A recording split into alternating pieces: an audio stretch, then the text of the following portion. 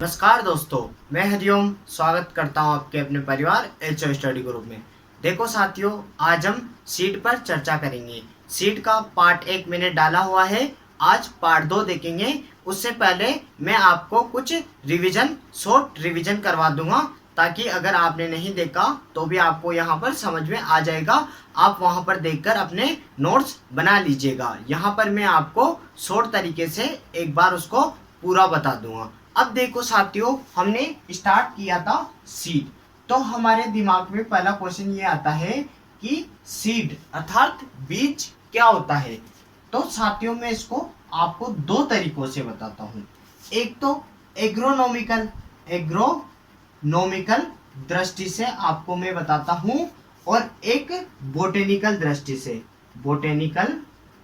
दृष्टि से मैं इसकी परिभाषा आपको बता देता हूं, ताकि आपको समझ में आ जाएगा। एग्रोनॉमिकल दृष्टि से साथियों, अगर मैं यूं कह दूं कि वह जीवित अंग जो पौधों के प्रवर्धन में काम आता है और नया पौधा उत्पन्न कर देता है, तो वह क्या कहलाता है? सीड कहलाता है। किसकी दृष्टि से? तो सस्य विज्ञान की दृष्टि से इसकी परिभाषा हो गई साथियों। अगर मैं कह दूं कि बोटेनिकल दृष्टि से इसकी परिभाषा बताओ, तो मैं एक शब्द में कह सकता हूं साथियों कि यह फर्टिलाइज्ड ओव्यूल है अर्थात निषेचित बीजांड, जो कि क्या है? जो कि किन से बना होता है? भ्रूणपोष और बीजावरण से बना होता है। वह क्या कहलाता है साथियों? सीड या बीज कहलाता है। यह मैंने बोटेनिकल दृष्टि से, वानस्पतिक विज्ञान की दृष्टि से क्या कह दिया साथियों? इसकी परिभाषा कह दी कि यह फर्टिलाइज्ड ओव्यूल है अर्थात निषेचित बीजांड है, जो कि भ्रूणपोष और बीजावरण से बना हुआ होता है। और साथियों, मैंने आपको इसमें 3 बताए थे। क्या क्या होता है इसमें? एक तो भ्रूण होता है, ओव्यूल, एक भ्रूणपोष होता है साथियों, एंडोस्पर्म, और एक होता है साथियों इसमें बीजावरण अर्थात टेस्टा, बीजावरण। और मैंने आपको बताया था कि भ्रूणपोष 3N होता है। ये आपको नोट डाल के लिख लेना है और स्टार कर देना है, क्योंकि क्या होता है साथियों, देखो मैं ज्यादा डीप नहीं जाऊंगा, फिर भी आपको थोड़ा सा समझाने के लिए मैं बता दूंगा। आपने देखा होगा कि पुष्पीय पादपों में क्या होता है साथियों? पुष्पीय पादपों में जब जनन होता है तो यह 7 कोशिकीय व 8 केंद्रकीय जनन होता है। यह आपने बचपन में पढ़ा होगा। यहाँ पर फिलिपोम तंतु होते हैं। तो साथियों क्या होता है? पराग नलिका से क्या होता है? परागकण अंदर आता है। तो इसको तो कहते हैं हम साथियों अंड कोशिका, और इनको कहते हैं हम सहायक कोशिका। तब अंड कोशिका से मिलता है तो बीज बनता है, और ये सहायक कोशिका से मिलता है तो क्या बनता है साथियों? भ्रूणपोष मिलता है। ये आपको ध्यान होना चाहिए। अंड कोशिका से मिलेगा तो एक एक करके क्या हो जाएगा साथियों? 2N हो जाएगा। और ये क्या है? एक 2N है, प्लस 1N मिलेगा साथियों, तो क्या हो जाएगा? 3N हो जाएगा। अगर आपको ये नहीं समझ में आए तो भी आपको जनरली यूं याद रखना है, क्योंकि यह सहायक कोशिकाओं के निर्माण से बनता है। इसलिए क्या होता है साथियों? यह 3N3 गुणित होता है। ये मैंने आपको शॉर्ट रूप से बता दिया है। एक दो बात और मैं आपको बता देता हूँ साथियों। ये हमने बीज की परिभाषा पढ़ ली और उसके अवयव कंपोनेंट्स हो गए, और मैंने एग्रोनॉमिकल दृष्टि से भी कह दिया कि ये पौधे का वह जीवित भाग जो कि प्रवर्धन, प्रोपोगेशन के काम आता है और नया पौधा उत्पन्न कर देता है, वह क्या कहलाता है साथियों? बीज कहलाता है। फिर उसके आगे साथियों हमने क्या देखा था? जर्मिनेशन देखा था कि बीज कैसे अंकुरित होता है। तो मैं अभी आपको बिल्कुल शॉर्ट बताऊंगा, आप एक बार वहां जाकर देख लेना। मैंने बीज लिया था, उसने क्या किया था साथियों? उसने नमी का अवशोषण किया था। नमी का अवशोषण किया, 60 से 70% उसके आयतन में वृद्धि हो गई थी साथियों। क्या हुआ था? उसके आयतन में वृद्धि हो गई थी, वॉल्यूम बढ़ गया था। फिर उसने क्या किया था? जिब्रेलिक एसिड का फॉर्मेशन किया था, जिब्रेलिक एसिड बन गया। इसने 2 काम किए थे साथियों, और मैंने आपको ट्रिक के जरिए जिब्रेलिक एसिड भी बताया हुआ, एक बार पुराना वीडियो देख लो। मैंने जिब्रेलिक एसिड का क्या काम बताया था कि यह बीज की सुषुप्त अवस्था तोड़ता है, वह एमाइलेज हार्मोन का निर्माण करता है। फिर साथियों इसके बाद क्या होता है, इसके बाद स्टार्च बनता है। यह प्रकाश संश्लेषण का क्या होता है, प्रथम अस्थायी पदार्थ होता है। ये मैं आपका शॉर्ट रिवीजन करा रहा हूँ। प्रथम अस्थायी पदार्थ होता है। फिर होता है साथियों माल्टोज बनता है। इसे कहते हैं हम डाइसेकेराइड है, जो कि क्या होती है, अंकुरित शर्करा होती है। अर्थात हमारा बीज क्या हो गया, बीज अंकुरित हो गया। तो ये हमने कल अंकुरण की प्रोसेस देखी थी साथियों। ठीक है, आपको समझ में आया होगा, मैं आस करता हूँ। और फिर हमने देखो साथियों, उसके बाद में ये मिटा देता हूँ। उसके बाद हमने क्या देखा था कि बीजों के प्रकार देखे थे साथियों, कि बीज के प्रकार क्या क्या है निर्माण के आधार पर। ठीक है साथियों, निर्माण के आधार पर उनके प्रकार देखे थे। निर्माण के आधार पर बीजों के प्रकार, बीजों के प्रकार। Classification of seed based on formation. तो हमने क्या देखा था, मैंने आपको ट्रिक बताई हुई है, आप ट्रिक से वहां से याद कर लेना, अच्छे से आपको याद कराया हुआ है। केंद्रक बीज प्रजनक बीज, केदार के जनक ने अपना आधार कार्ड, अर्थात आधार बीज मैंने आपको ट्रिक बताई हुई है, एक बार आप देख लेना, फिर भी मैं शॉर्ट यहीं पर बता दूंगा। पंजीकृत बीज व प्रमाणित बीज, प्रमाणित बीज, इसको हम क्या कहते हैं, न्यूक्लियस सीड कहते हैं। इसको प्रजनक को हम क्या कहते हैं, ब्रीडर सीड कहते हैं। फाउंडेशन, इसको फाउंडेशन या मदर सीड कहते हैं। पंजीकृत को हम रजिस्टर्ड सीड कहते हैं, और इसको सर्टिफाइड सीड हम इंग्लिश में कहते हैं। तो साथियों आपका हिंदी व इंग्लिश दोनों का ही कंफ्यूजन क्लियर हो जाएगा। मैंने आपको ट्रिक बताई थी, वो मैं एकदम शॉर्ट रूप से बता देता हूँ कि केदार के जनक, मैं एकदम शॉर्ट बता रहा हूँ, केदार के जनक ने अपना आधार कार्ड बनाया, आधार कार्ड व पंजीकृत प्रमाण पत्र बनाया। ये मैंने साथियों ट्रिक थी। केदार से हो जाता है केंद्रक, जनक से हो जाता है प्रजनक, आधार से आधार, पंजीकृत से पंजीकृत, और प्रमाण से प्रमाणित हो जाता है। ये साथियों हमारी ट्रिक थी। मैंने इनकी आपको जेनेटिक प्योरिटी भी बताई हुई है, इनका निर्माण कहाँ से होता है, और इनकी ट्रिक की हम क्या देखे थे, इसकी टैग की ट्रिक देखी थी, पासबानी। तो इससे क्या होता है साथियों, पहले में कोई टैग नहीं पाया जाता, दूसरे में सुनहरा पीला, इसमें सफेद, इसमें बैंगनी, और इधर नीला। ये हमने टैग देखा था, और बाकी सारी प्रोसेस मैंने आपको बताई हुई है। तो साथियों अब मैं इसको मिटा देता हूँ। जो आज हम पढ़ने वाले हैं उनके बारे में मैं विषय चर्चा करता हूँ साथियों। आई होप आपको समझ में आया होगा, और आप हमें कमेंट करके बताना, और अपने दोस्तों तक इसको ज़्यादा से ज़्यादा शेयर करना। एक बार जो पढ़ाऊँगा उसके बारे में मैं एक बार आपसे विषय चर्चा कर लेता हूँ साथियों। जो मैं आज पढ़ाऊँगा उनके बारे में आपको एक मोटा मोटा नाम याद करा देता हूँ। देखो, हम सर्वप्रथम क्या पढ़ेंगे साथियों, हम सर्वप्रथम अंकुरण प्रतिशत अर्थात जर्मिनेशन परसेंट। फिर उसके बाद साथियों हम इसका शुद्धता प्रतिशत पढ़ेंगे, शुद्धता प्रतिशत अर्थात प्योरिटी परसेंट। मैं अभी आपको विस्तार से बताऊंगा, उससे पहले क्या एक छोटा सा इसका बेस कंप्लीट करा देता हूँ। शुद्धता प्रतिशत, फिर साथियों हम पढ़ेंगे रियल वैल्यू अर्थात वास्तविक मूल्य।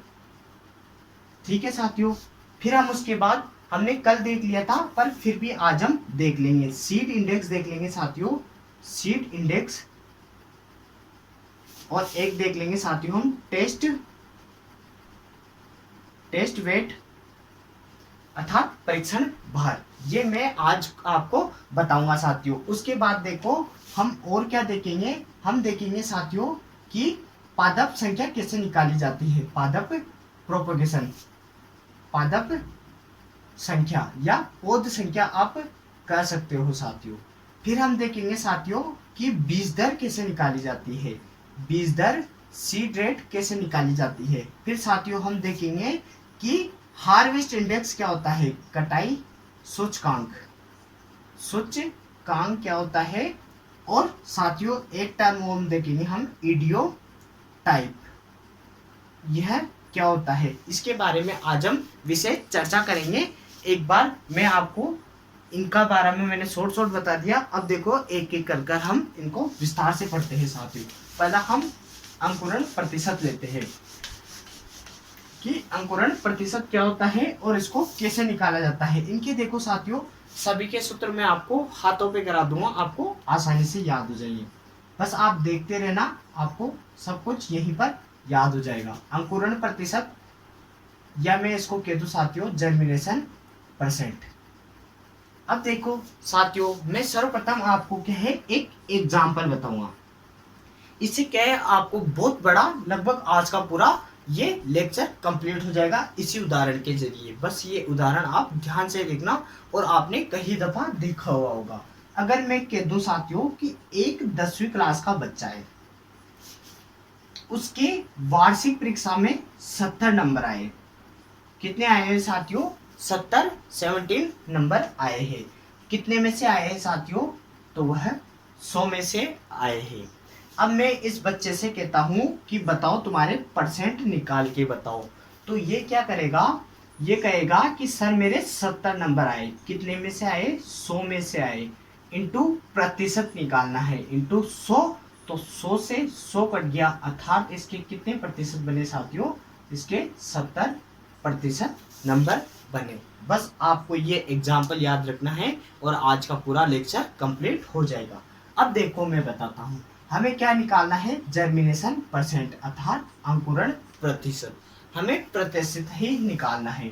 अब देखो साथियों मैं एक बार इसका फॉर्मूला लिख देता हूँ, फिर आपको इसको समझा दूंगा। जर्मिनेशन परसेंट बराबर अंकुरित बीजों की संख्या, अंकुरित बीजों की संख्या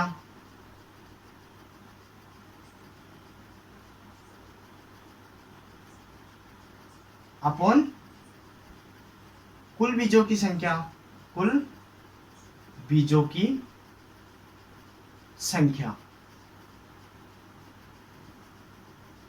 इंटू 100। ये मैंने साथियों इसका सूत्र लिख दिया। आपको अगर समझ में नहीं आया तो मैं अभी बता दूंगा कि अंकुरण प्रतिशत क्या होता है साथियों। वही बात है, ये वाली ही बात यहाँ पर लागू हो रही है। आपको कुछ नहीं करना। मैंने क्या कहा कि टोटल नंबर कितने थे, तो कुल बीज की संख्या कितनी थी वो आ गई, मतलब टोटल नंबर आ गए। और उसके नंबर कितने आए, अर्थात टोटल बीजों में से कितने बीज अंकुरित हुए, अर्थात कितने बीज उगे। हमने माना कि एक खेत में 100 बीज बोए हैं। अब उनमें कितने बीज उगे थे? 70 बीज उगे हैं। अगर मैं कह दूं कि 70 बीज उगे हैं 100 बीजों में से, तो बताओ उसका अंकुरण प्रतिशत कितना होगा? तो आपका आंसर आएगा कि सर 70% उसका अंकुरण प्रतिशत होगा। आस करता हूं कि आपको ये आसानी से समझ में आ गया होगा। ये देखो इतना इजी है, आपको बस ये याद करना है प्रतिशत मतलब टोटल नंबर, ऊपर कितने नंबर आए, मतलब कितना अंकुरित हुआ है बीज, और नीचे कितने बीजों की संख्या है। देखो आपको समझ में आ गया होगा। ऐसे ही मैं आपको देखो रियल वैल्यू क्या होती है वो भी आपको बता देता हूँ। पहले उससे पहले शुद्धता प्रतिशत, शुद्धता प्रतिशत ये क्या होती है, इसको मैं इंडिकेट करता हूं साथियों प्योरिटी परसेंट से। पी प्रतिशत से मैंने इंडिकेट कर दिया। अब देखो इसका सूत्र लिख देता हूं, फिर मैं आपको इसको भी समझा दूंगा। शुद्ध बीजों का भार, शुद्ध बीजों का भार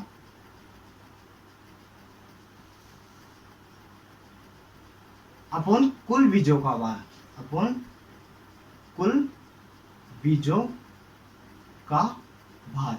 मैं आपको क्या है न्यूमेरिकल के जरिए भी इसको समझा दूंगा, इंटू 100, क्योंकि हमें क्या निकालना है प्रतिशत। और जिस किसी में भी अगर न्यूमेरिकल में प्रतिशत निकालना हो तो आपको उसको 100 से गुणा करना ही पड़ता है।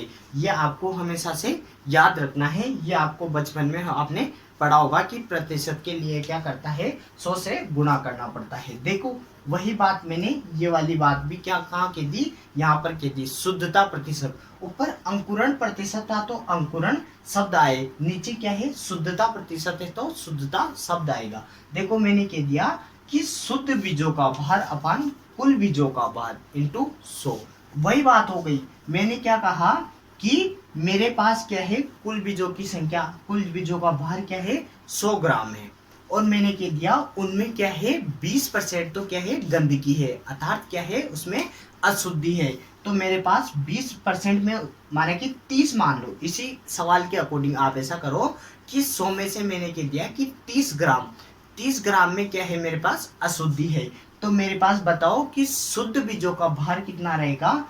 तो हम क्या करेंगे 100 में से 30 घटा देंगे, तो कितना बचेगा शुद्ध बीजों का भार साथियों 70 ग्राम बचेगा। तो वही बात हो गई, यही फॉर्मूला मैंने यहाँ पर रख दिया, आपको कोई दिक्कत नहीं हुई होगी और आपको आस करता हूँ कि आपको आसानी से समझ में आया होगा। मैंने वही बात कह दी साथियों कि माने कि मेरे पास क्या है 100 ग्राम बीज थे, टोटल बीजों की संख्या नहीं, टोटल बीजों का भार कितना था साथियों, तो 100 ग्राम था। मैंने कह दिया साथियों कि मेरे पास क्या है इसमें 30 ग्राम अशुद्धि है, और अशुद्धि को हम क्या करते हैं साथियों डोकेज, एक टर्म और आप यहाँ पर लिखना, अशुद्धि को हम क्या करते हैं, आप यहीं पर स्टार डाल के लिखो साथियों, स्टार डाल के आप या नोट डाल के लिखो डोकेज, डोकेज लिखा, और इस टर्म को आप अंडरलाइन करना और इसकी परिभाषा लिखो कि बीज में पाई जाने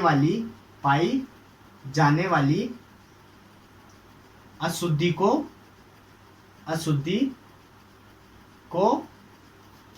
डोकेज कहते हैं। ये मैंने साथियों इसकी परिभाषा लिख दी है कि डोकेज किसे कह दिया, मैंने कह दिया 100 ग्राम बीज थे, उसमें कितनी अशुद्धि है 30 ग्राम है। तो क्या करूंगा मैं साथियों 100 में से 30 घटा दूंगा, अर्थात मेरे पास शुद्ध बीजों का भार कितना आ गया साथियों 70 ग्राम आ गया। तो वही बात हो गई 70/100 इंटू 100, अर्थात कितना उसका प्योरिटी परसेंट आ जाता है, उसका 70% उसका प्योरिटी परसेंट आ जाता है। एक बार आप इसे स्क्रीन शॉट खींच लो या नोट कर लो, फिर मैं इसे मिटा देता हूं साथियों, फिर हम आगे चलते हैं। एक बार आप इसे स्क्रीनशॉट खींच लो, और आपको वीडियो अच्छा लगा हो तो आप लाइक करो, कमेंट करो, और देखो साथियों दोस्तों आशा करता हूं कि आपने ये उतार लिया होगा, मैं इसे मिटा देता हूं, ठीक है साथियों। और आपको इस उदाहरण के जरिए बहुत आसानी से समझ में आया होगा साथियों ये। अब दोस्तों हम तीसरे नंबर का पढ़ते हैं, मैं आपको एक न्यूमेरिकल भी करा दूंगा तो आपको समझ में आ जाएगा। तीसरे नंबर का साथियों देखो रियल वैल्यू, अर्थात वास्तविक मूल्य, वास्तविक मूल्य। वास्तविक मूल्य क्या होता है, तो इसका मैं फॉर्मूला लिखता हूं, आरवी बराबर germination percent into purity percent बटा 100 इंटू 100। ये मैंने साथियों रियल वैल्यू वास्तविक मूल्य निकाल दिया। ये हमारा सूत्र आ गया साथियों। जर्मिनेशन परसेंट अभी हमने निकालना सीखा है, प्योरिटी परसेंट हमने अभी निकालना सीखा है। अब देखो साथियों मैं आपको एक क्वेश्चन देता हूं, एक क्वेश्चन है मेरा, मैं पहले लिख देता हूं फिर आपको यह सोल्व कराऊंगा। अंकुरित बीजों की संख्या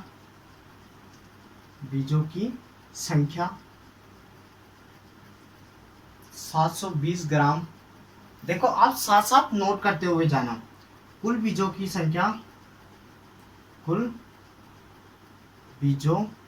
संख्या 800 ग्राम।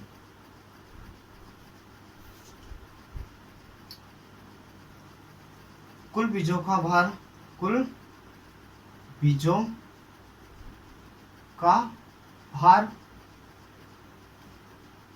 900 ग्राम, और डोकेज 180 ग्राम।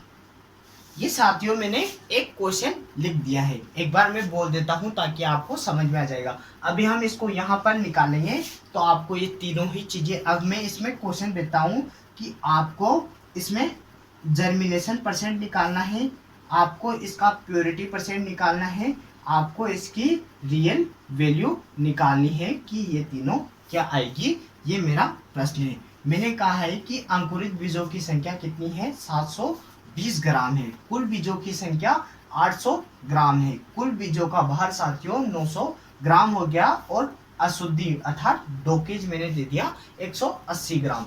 अब देखो साथियों, मैं यहाँ पर निकालता हूँ जर्मिनेशन परसेंट। तो जर्मिनेशन परसेंट को क्या लिखा था मैंने कि अंकुरित बीजों की संख्या, अर्थात देखो साथियों यहाँ पर क्या लिखा हुआ है, अंकुरित बीजों की संख्या। तो मैं यहाँ पर अगर 720 लिख दूं तो आपको कोई आपत्ति नहीं होनी चाहिए। फिर मैंने क्या कहा था, कुल बीजों की संख्या। तो कुल बीजों की संख्या कितनी दे रखी है साथियों, इसने 800 दे रखी है, इंटू प्रतिशत निकालना है, अर्थात 100 निकाल दिया। 2 जीरो से 2 जीरो कट गए और 8 नाम 72, अर्थात साथियों इसका कितना आया, 90% इसका जर्मिनेशन प्रतिशत आ गया साथियों। ठीक है साथियों, अब हम देखो इसका प्योरिटी परसेंट निकालते हैं। प्योरिटी परसेंट इसका निकालते हैं कि प्योरिटी परसेंट कैसे निकालते हैं। फिर मैंने कहा था साथियों कि आपको शुद्ध बीजों का भार अपॉन कुल बीजों का भार इंटू 100 करना है। अब बताओ मुझे इसमें शुद्ध बीजों का भार कहाँ दे रखा है। इसमें देखो कहीं भी शुद्ध बीजों का भार नहीं दे रखा है, किंतु हमें क्या दे रखा है, कुल बीजों का भार दे रखा है। देखो कुल बीजों का भार कितना दे रखा है साथियों, 900 ग्राम।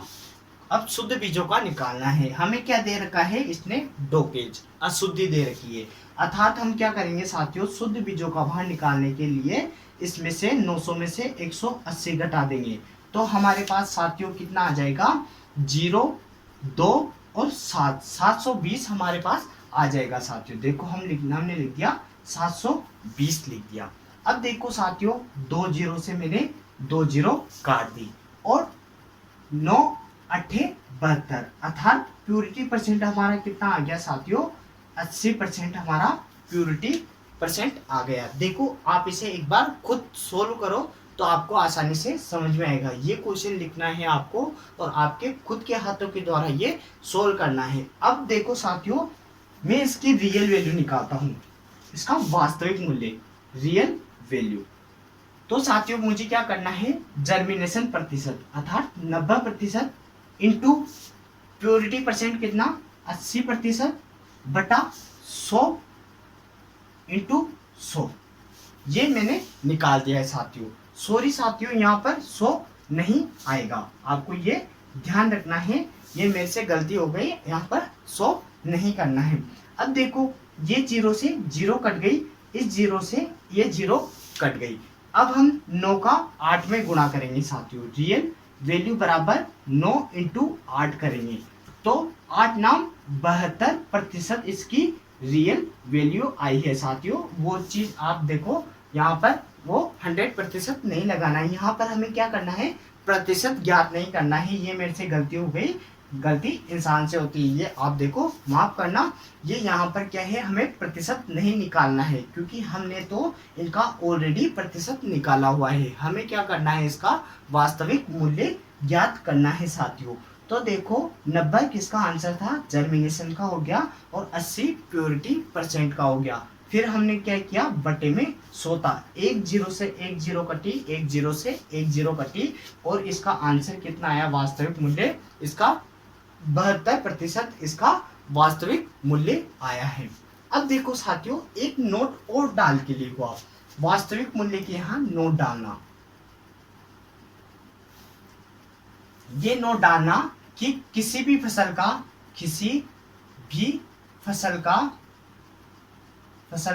वास्तविक मूल्य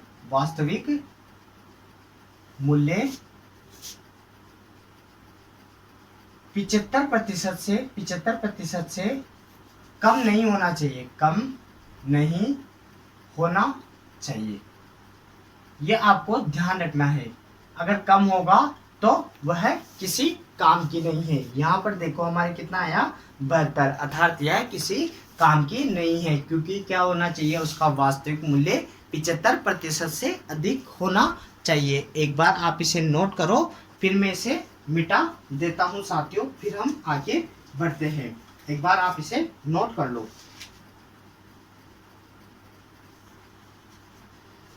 या स्क्रीनशॉट खींच लो साथियों, फिर हम आगे बढ़ते हैं।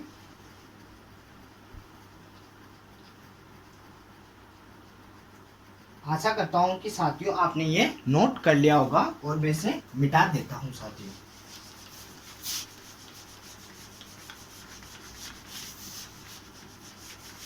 अब देखो साथियों, आपको अगर वीडियो अच्छा लग रहा हो तो आप इसे लाइक करें, कमेंट करके बताएं और अपने दोस्तों तक शेयर करें। और अगर आप हमारे चैनल पर नए हैं तो चैनल को सब्सक्राइब करें व बेल आइकन को प्रेस करें, ताकि नई नोटिफिकेशन आप तक आती रहे। अब देखो, मैं दो टर्म लिखता हूं साथियों, कटाई सूचकांक, कटाई सूचकांक, सूचकांक, और एक टर्म लिखता हूं साथियों इडियोटाइप, इडियोटाइप।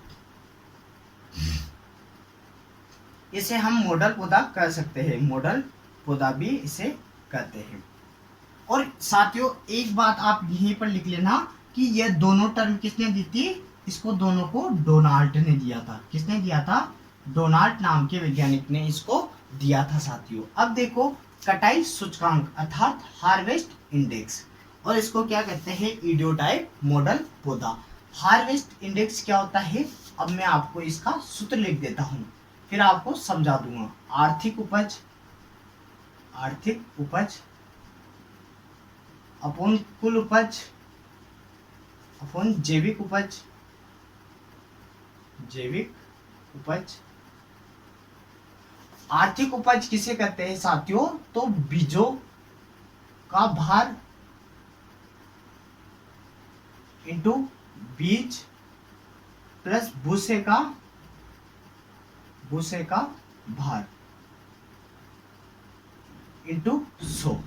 देखो, इकोनॉमिकल यील्ड किसे कहते हैं व बायोलॉजिकल यील्ड किसे कहते हैं। आर्थिक उपज किसे कहते हैं साथियों, आर्थिक उपज वह होती है, माना कि एक फसल है, एक फसल में जितनी भी अपनी उपज निकलेगी, अर्थात अपने को जितना भी उत्पादन, बीजों का उत्पादन होगा, वह क्या कहलाएगी साथियों, वह हमारी इकोनॉमिकल अर्थात आर्थिक उपज कहलाएगी। अगर उसी में क्या होता है, उसी फसल का अगर भूसा या चारा जोड़ दिया जाता है तो वह क्या कहलाएगी साथियों, वह जैविक उपज कहलाएगी, बायोलॉजिकल यील्ड कहलाएगी इंटू 100। इससे क्या निकाला जाता है साथियों, तो इससे कटाई सूचकांक निकाला जाता है। ये आपको ध्यान रखना है साथियों। वही बात हो गई, इसमें भी हार्वेस्ट इंडेक्स ऐसे ही निकाला जाता है। जनरली मैं आपको नॉर्मल उदाहरण देकर बता दूं कि एक नॉर्मल उदाहरण ले लो साथियों, कि आपको माना कि क्या है, आपके खेत में 100 क्विंटल बीज निकले, और उसमें क्या है, 100 क्विंटल तो बीज हो गए साथी, और उसमें क्या हुआ, उसमें 200 क्विंटल क्या निकल गया साथियों, उसमें भूसा निकल गया, तो इंटू 100 हो गया। ऐसे ही आपको ध्यान रखना है। तो साथियों क्या हो जाएगा, 100/300 इंटू 100। तो ऐसे आपको कैलकुलेट करके नॉर्मल, मैंने आपको एक फॉर एग्जांपल के थ्रू आपको ये बताया है। तो इसका क्या होता है कि आर्थिक उपज मतलब कुल बीजों की, मतलब बीजों का कितने बीज निकले हैं, बीजों का भार हो जाता है, और नीचे क्या होता है, बीज प्लस भूसे का भार आ जाता है। और ये दोनों टर्म किसने दी थी साथियों, डोनाल्ड ने दी थी। और इडियोटाइप क्या होता है, ये भी आप मॉडल पौधा किसे कहते हैं, इसकी मैं परिभाषा लिख देता हूँ, फिर आपको समझा देता हूँ। वह आदर्श पौधा, वह आदर्श पौधा जिसके आधार पर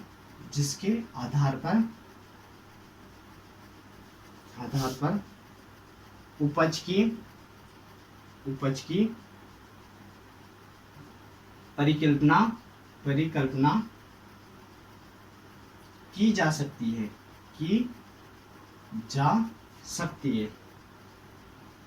अब देखो, मैं आपको इसको समझा देता हूं कि इडियोटाइप मॉडल पौधा, मॉडल क्या होता है कि किसी भी चीज को रिप्रेजेंट करने वाला। तो देखो, वही बात हो गई कि मतलब ऐसा पौधा है, एक ऐसा आदर्श पौधा है, माना कि एक फॉर एग्जांपल मैंने आपको बता दिया कि एक खेत है, उसमें क्या है, एक पौधा ले लिया। अब उस पौधे के आधार पर हम क्या कर सकते हैं, उस पूरे खेत की यील्ड अर्थात उपज की परिकल्पना कर सकते हैं कि ये पौधा कैसा है, अगर स्वस्थ है तो अच्छी उपज निकलेगी, अगर खराब है तो अच्छी उपज नहीं निकलेगी। तो यह हो गया साथियों कि वह आदर्श पौधा जिसके आधार पर क्या कर सकते हैं, उपज की परिकल्पना कर सकते हैं, क्या कहलाता है, इडियोटाइप या मॉडल पौधा कहलाता है। एक बार आप इसे नोट कर लो, फिर मैं इसको मिटा देता हूं, फिर हम आगे चलते हैं साथियों। एक बार आप इसे नोट कर लो साथियों। इसके साथ साथियों आप दो टर्म और देख लो, मैंने आपको जनरली कल भी बताई हुई है, तो आपको देखो नॉर्मल अगर लिखना चाहो, कल लिख लिया हो तो मत लिखना। एक मैंने कहा था साथियों सीड इंडेक्स व टेस्ट वेट, इसको सीड इंडेक्स कह सकते हैं, इसको परीक्षण भार कहते हैं। अब देखो साथियों सीड इंडेक्स क्या होता है, 100 बीजों का भार, वेट ऑफ 100 सीड, और ये क्या होता है साथियों, 1000 बीजों का भार क्या कहलाता है, टेस्ट वेट कहलाता है। 100 बीजों का भार क्या कहलाता है, सीड इंडेक्स कहलाता है। क्योंकि मोटे बीज होते हैं साथियों, उनमें क्या निकाला जाता है, सीड इंडेक्स निकाला जाता है। जैसे कि आप मक्का ले लो, मक्का का बीज क्या होता है, मोटा होता है, और छोटे बीजों का क्या निकाला जाता है साथियों, तो टेस्ट वेट निकाला जाता है। तो जैसे आप उदाहरण के तौर पर चावल ले लो, एक बार आप इसे नोट कर लो, फिर मैं इसे मिटा देता हूँ साथियों। फिर हम पौधों की संख्या ज्ञात करना सीखेंगे, फिर उसके बाद हम बीज दर ज्ञात करना सीखेंगे साथियों। एक बार आप इसे लिख लो, फिर मैं इसे मिटा देता हूँ साथियों।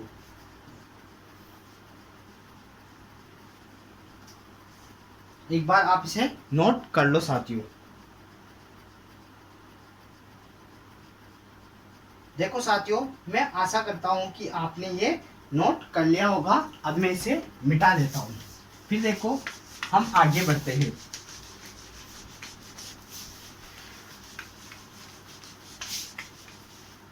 अब हम साथियों,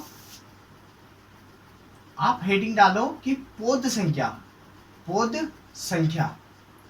प्लांट पॉपुलेशन कैसे ज्ञात करते हैं। ये आज हम यह सीखेंगे कि माना कि ये 1 हेक्टेयर, देखो आपको 2-3 कंसेप्ट क्लियर करा रहा हूँ साथियों। माना कि ये क्या होता है, 1 हेक्टेयर खेत हो गया साथियों, ये एक खेत हो गया साथियों। अब क्या है, हमने माना कि एक नॉर्मल बना लो साथियों, वो तो वर्ग, ये 1 हेक्टेयर खेत हो गया। तो क्या होता है, 1 हेक्टेयर में 100 लंबाई होती है साथियों, वह 100 चौड़ाई होती है। तो 1 हेक्टेयर में अगर मैं कहूं कि कितने वर्ग मीटर होते हैं, तो साथियों 100 इंटू 100 अर्थात कितने होते हैं, 10,000 वर्ग मीटर। इसमें क्या होता है, इसका एरिया 10,000 वर्ग मीटर होता है। किस में होता है साथियों, 1 हेक्टेयर में होता है। अब मैं कहूं कि 1 हेक्टेयर में कितने पौधे हैं, आपको निकालना है, कैलकुलेट करना है, वह आज हम यहाँ पर इस फॉर्मूले के जरिए ज्ञात करना सीखेंगे। आप बस देखते जाओ, आपको सब कुछ याद हो जाएगा, और आपको पता चल ही गया होगा कि 10,000 कैसे आता है 1 हेक्टेयर में। देखो पौध संख्या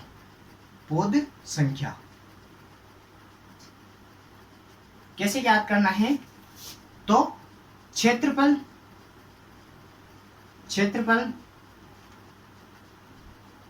मीटर स्क्वायर में, और स्पेसिफिक दूरी r इंटू पी।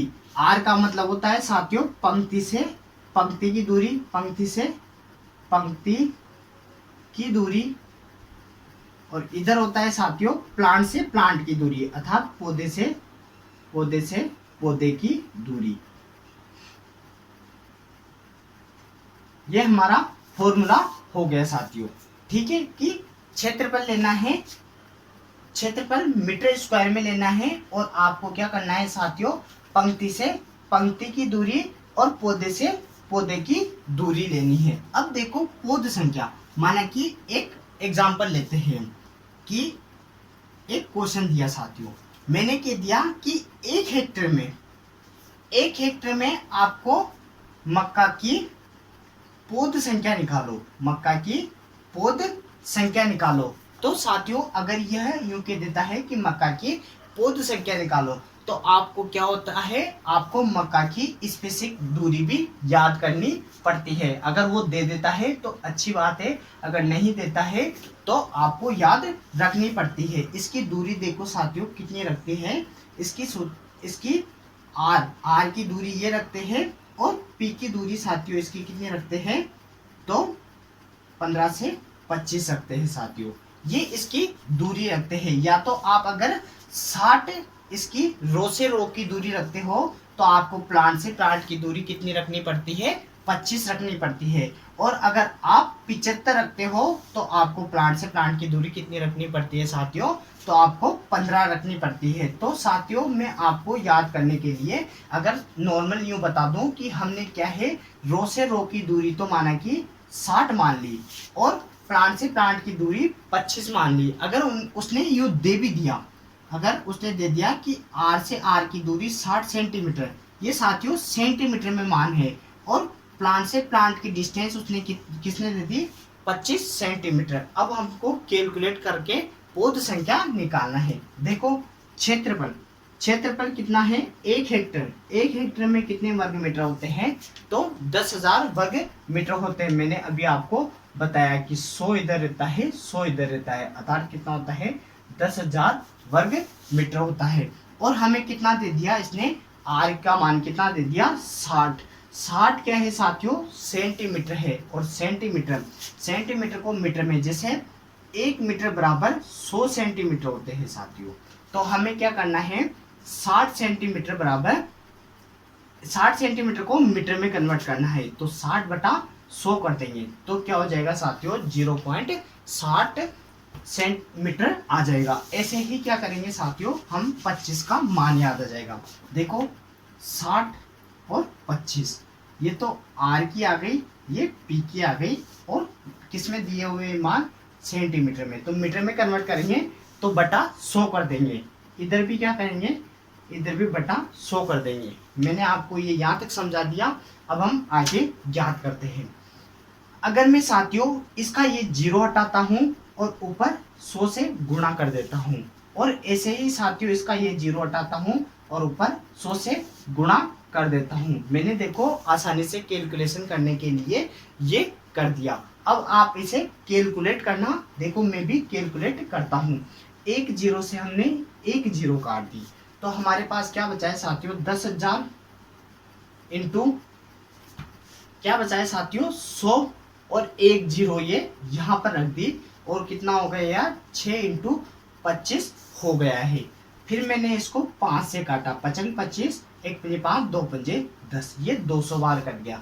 फिर 5 से काटा मैंने तो 40 बार कट गया है साथियों। अब मैं इसको 6 से काटता हूँ, तो 1 संग 6, 2 संग 12, 3 संग 18, 4 संग 24, 5 संग 30, 6 नगर 36, 6 संग 36 हो जाता है, 0.666, ऐसे मान आता रहता है साथियों। तो देखो हमने कितने जीरो है, 1 2 3 4 जीरो है, वहां तक हमने ये हम संख्या ले लेते हैं साथियों, क्योंकि भाग दोगे ये इनफाइनाइट बार जाता जाएगा। तो हमारा क्या है, 6.666 इंटू कितना है साथियों, आगे 10,000 है। तो देखो ये कितने जीरो है, 1 2 3 4 जीरो है, तो ये पॉइंट हटा के हम पीछे कर देते हैं, ये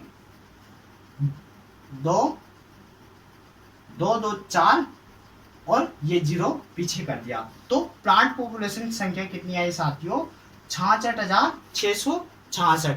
अगर हम देखेंगे कि मक्का के 1 हेक्टेयर में पौधों की संख्या कितनी है, तो 66,666 इसकी पौध संख्या आ जाती है। एक बार आप इसे नोट कर लो, फिर मैं इसे मिटा देता हूं साथियों।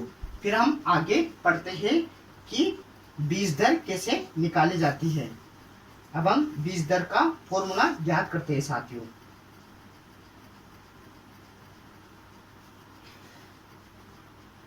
एक बार आप इसे नोट कर लो, फिर मैं इसे मिटा देता हूं साथियों।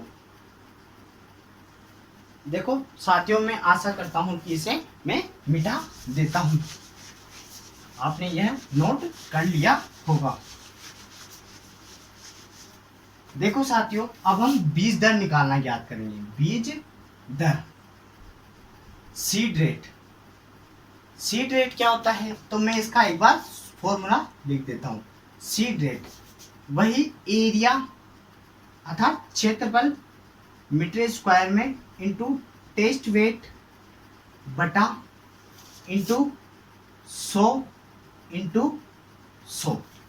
इधर आता है जर्मिनेशन स्पेसिफिक दूरी r into P meter square में into germination percent into purity percent into 1000 into 1000। ये हमारा सीड रेट ज्ञात करने का फॉर्मूला है साथियों। और मैं आपको एक क्वेश्चन देता हूं, वो आपको सोल्व करके उसका आंसर लिखना है साथियों। देखो मैं कह देता हूं कि आपको एरिया दे दिया मैंने, एरिया 1 हेक्टेयर दे दिया आपको, मैंने दे दिया साथियों टेस्ट वेट दे दिया मैंने आपको 150 ग्राम, आपको टेस्ट वेट दे दिया। आपको आर मैंने दी है साथियों, आपने आर रखी है 60 सेंटीमीटर, पी रखी है साथियों 25 सेंटीमीटर, उसका जर्मिनेशन परसेंट रख दिया साथियों 90%, और उसका प्योरिटी परसेंट हमने रख दिया 90%। और ये आपको मैंने डाटा दे दिए साथियों। आपको एक बार ये सीड रेट कैलकुलेट करके आपको कमेंट बॉक्स में आंसर लिखना है। अगर साथियों देखो आपको ये सब कुछ समझ में आया हो तो आप कमेंट करके ज़रूर बताना कि ये वीडियो आपको कैसा लगा, और इसका आंसर आप नीचे कमेंट बॉक्स में करके निकाल के बताओगे। फिर आपको मुझे भी अच्छा लगेगा कि आपने ये पूरा कैलकुलेट किया और इसका आंसर आपने कमेंट बॉक्स में डाला है साथियों। अगर आपको वीडियो अच्छा लगे तो आप वीडियो को लाइक करें, ज़्यादा से ज़्यादा अपने दोस्तों तक शेयर करें, और आशा करता हूं कि ये सब कुछ आपको समझ में आया होगा। आज बीज से संबंधित जितने भी फॉर्मूला थे साथियों वो हमने आज यहीं पर कैलकुलेट किए, उनको उदाहरण के जरिए भी किया था और मैंने आपको अच्छे से उनको भी समझाया है साथियों। ये आपको अच्छे से एक बार आप प्रैक्टिस करोगे तो आपको आसानी से यह आ जाएगा। फिर साथियों हम अगले पार्ट पर विशेष चर्चा करेंगे। ज़्यादा वीडियो लंबा हो जाता है इसलिए छोटा वीडियो डालना पड़ता है साथियों। अब इसी के साथ मैं अलविदा लेना चाहूँगा साथियों। जय हिंद, जय भारत, और आप अपने दोस्तों तक इसको शेयर करें ताकि नए से नए वीडियो में ला सकूं। इसी के साथ अलविदा लेना चाहूँगा साथियों। धन्यवाद।